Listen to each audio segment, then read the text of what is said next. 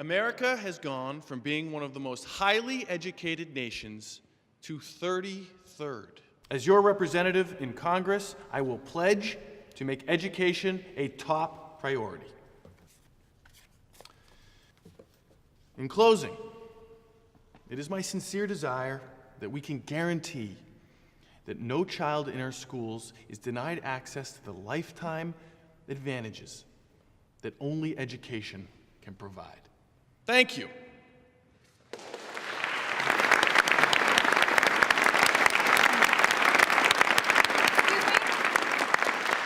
Excuse me. Thank you so much for joining us today, Mr. Doolittle. What are your thoughts about the current cuts and how they're affecting education? We did not prepare for Q&A. Humphrey didn't mention anything about audience questions.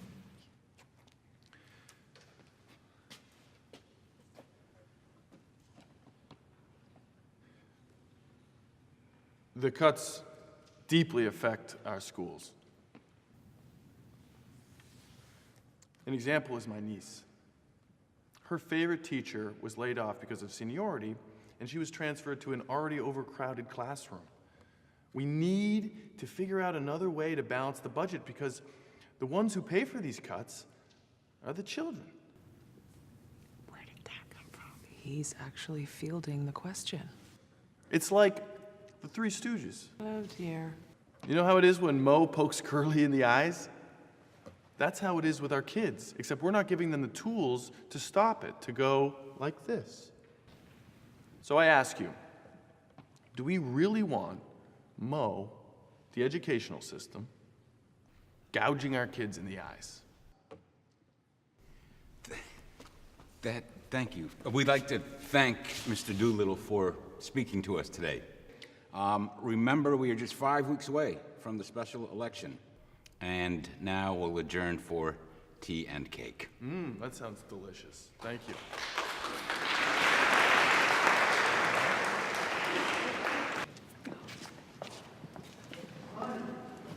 I must say, there is a folksy populism to him.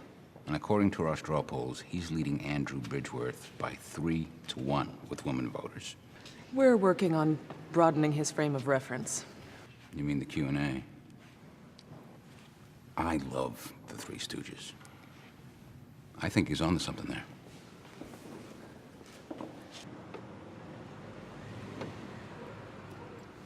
We'll work on aspects of your speech, but your first foray into public speaking was really good. Yeah? Thank you. You know, I was a little scared at first, but, after a while, it's just like being me, talking to people. Hey, Bon. Hey. So, you must be the mystery lady, huh? Yeah, I was wondering when we was gonna get a look at you. Hannah Higgins. This is my sister, Bonnie Cleary. Bonnie Cleary, Hannah Higgins. Oh, it was a pleasure to meet you. No, trust me, sister. The pleasure's all mine. Scooch, you wanna do me a favor? Go check on Junior for me. He was heading to the backyard with his little league bat and a smashed something face. Scooch? Oh, no, that's nothing. It's from when we was little. Yeah, he had to watch this one all the time. He'd scooch out his clothes, go running down the block. Bon, I don't think she's really interested. No? Or maybe I am. Yeah, see, well, the neighbors was always bringing him back. It was wrapped in dish towels or something. I'm gonna go check on Junior. That'd be great. I'll see you in the morning. It was really lovely meeting you. Hey, what's your rush? You should come in for coffee. I really should be on my way. No, you're gonna come in for coffee. You and me should have a little chat. Besides, you parked right here and everything already, huh? Oh, no, don't sweat it. Your car will be fine. Hey, Johnny! John! This lady's a friend of mine, okay? So her car's gonna be fine, okay? If not, I'm gonna hunt you down and make earrings out of your kidneys, okay? Right this way.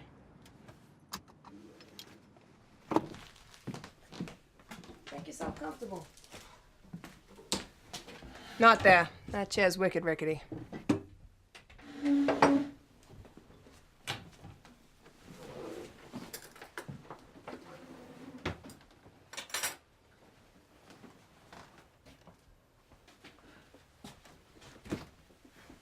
I am the warlock.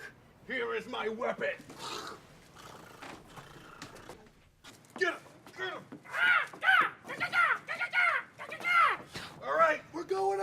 We're moving out. Let's go. Come here. Come here. Give me. Let's go. Let's get out of here. Ah! Ah! I don't know what I would have done without my kid brother there. We was barely scraping by before my husband Frank died, and after, well, he was barely in the ground before the wolves from the bank started threatening to throw us out of here. I got something of a proud streak. I'd rather chew off an arm than ask for help, so I didn't say nothing. First thing I know, there's Elliot standing in the hall. He'd given up his apartment. He'd sold all his stuff. He's standing there with a check for his security deposit and everything he had in the bank. And we're not on Easy Street by a long shot, but we ain't on the street neither. Coffee's ready. I'll let you doctor it up yourself. I'm always afraid I'll put too much in one or the other. Oh, thank you. Yeah. Thanks. So what's going on with you and my brother? I mean, he gets with you and all of a sudden he's talking different, he's dressing different, he's getting his big head full of these crazy ideas like running for office. I appreciate your directness. It frustrates me when women sidestep an issue for the sake of politeness. That ain't never been my problem. Let me assure you that in no way did your brother get with me. Even so, he is an adult and he's free to conduct his own affairs. Whoa. I got good reason for asking. You know, yeah, he's an adult, but he's also a nice guy, and women have taken advantage of that in the past. Always getting him to do crazy stuff. That probably started with our ma. The inimitable Allie. Yeah, I don't know what that means, but I'm guessing by that you've met her? Piece of work, our ma, huh? Yeah, she is a piece of work, all right. But you still haven't answered my question. You want to know what my intentions are towards your brother? Yeah, I intend to run him for Congress. I got that part. Look, I'm not being gossipy. I'm looking out for the big lunk is all. So what I'm asking is, what are your intentions, you know, personal? You misunderstand the situation. I intend to get your brother elected to Congress. In no way do we have a personal relationship. Every relationship is personal. You don't believe that? Maybe you're the one with a misunderstanding of the situation. I am deeply offended. I am offended by the way that you are characterizing my position on the issues. And how do you respond? I didn't mean to upset her. No, she's not upset. She's Andrew Bridgeworth. And he probably will say something like that to get you to fly off the handle and say something rash. And don't talk to me. I'm the moderator. I'm that woman from the Library Council. Talk to the voters in the audience. Right. Okay, sorry. All right, let's do it again. I'm appalled, I tell you, about how you are misrepresenting my position. Well, perhaps my mistake has been to imply that you actually have a position.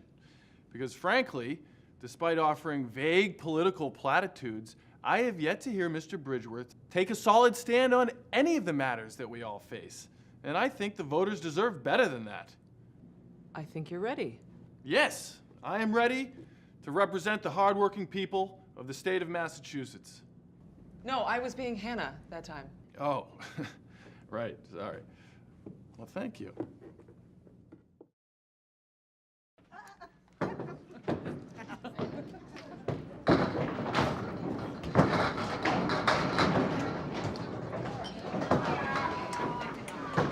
Well, the people you're referencing, this is what we do. You're not seriously gonna make me wear those, are you? Do you know how many feet have been in them? Relax, Cinderella. No one's ever died from bowling shoes, or bowling for that matter. So, take your shoes and smile for the cameras.